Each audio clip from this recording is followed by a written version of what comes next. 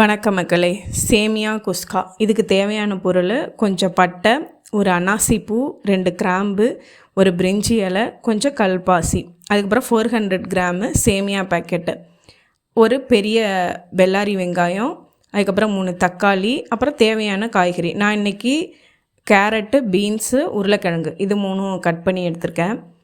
அதுக்கப்புறம் ஒரு ஸ்பூன் இஞ்சி பூண்டு பேஸ்ட்டு, அதுக்கப்புறம் பார்த்திங்கன்னா ஒரு அரை ஸ்பூன் கரம் மசாலா, அரை ஸ்பூன் காஷ்மீரி பவுடர், அரை ஸ்பூன் பிரியாணி மசாலா, அப்புறம் தேவையான அளவு உப்பு, இவ்வளோ தான். அதுக்கப்புறம் ப்ராசஸ் வந்துட்டு ஒரு 4 டேபிள் ஸ்பூன் எண்ணெய் விட்டுக்கிட்டு கொஞ்சம் பட்டர் போட்டுக்கலாம், இல்லைனா நெய் போட்டுக்கலாம்.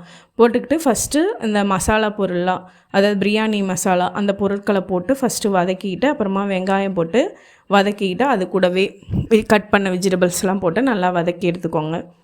அதுக்கப்புறம் பார்த்திங்க அப்படின்னா தக்காளி நல்லா மசிஞ்சு வந்ததுக்கப்புறம் மஞ்சத்தூள், மசாலா பொருள்லாம் போட்டுட்டு நல்லா வதக்கிக்கோங்க.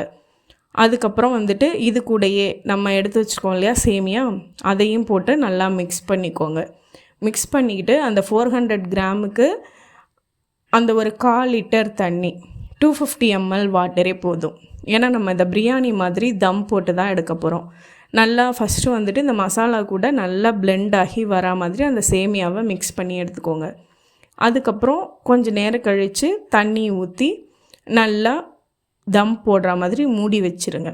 ஒரு 10 மினிட்ஸ்க்கு அப்புறம் பார்த்திங்கன்னா நல்லா பொலன்னு உதிரியாக நம்ம பிரியாணி மாதிரியே டேஸ்ட்டில் கிடைக்கும் இந்த சேமியா குஸ்கா.